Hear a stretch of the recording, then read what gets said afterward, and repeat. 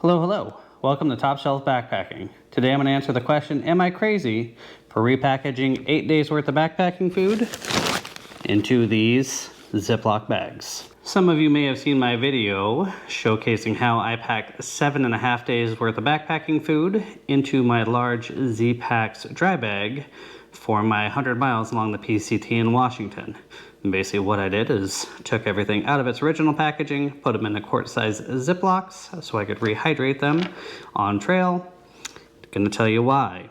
First off, Billy Ben Moore on YouTube said, taking food out of the sterilized container seems like a waste of time with no benefit. I don't get it. So today I'm gonna tell you why I did it and why it may benefit you to do so as well. First, a little history.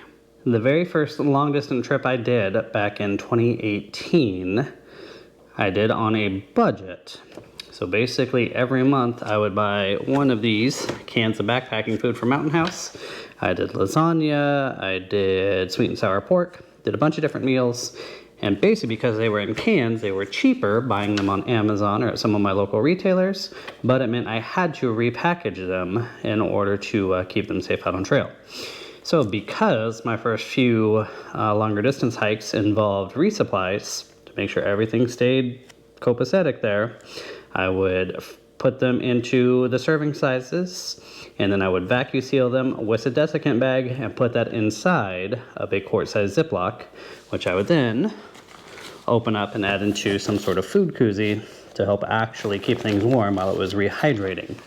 So initially it was kind of a necessity because there was no packaging that I could easily rehydrate the food in, and that's why I started using those quart-sized Ziplocs, but I found that it worked really well for me.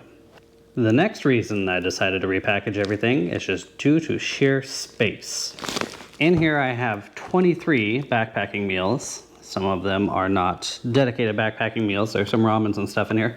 There are no snacks, no drinks, no desserts in here, and it is so full, I can't roll it close. So, hanging this day one would have been next to impossible.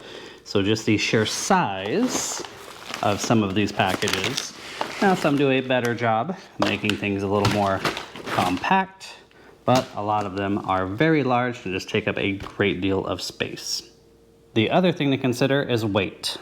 So I averaged out the weight of the different brands of packaging I took and found that even though I did have to pack the extra weight of the koozie to rehydrate, I was saving about 3 to 4 ounces by going with the quart-sized Ziplocs. That's not a ton of weight, and it is a bit of hassle to have to repackage everything, but you combine that with the amount of space it took, the fact that I did have the blueberries and milk from a can that I needed to repackage anyway, and that is why I repackaged everything out of its sterilized container.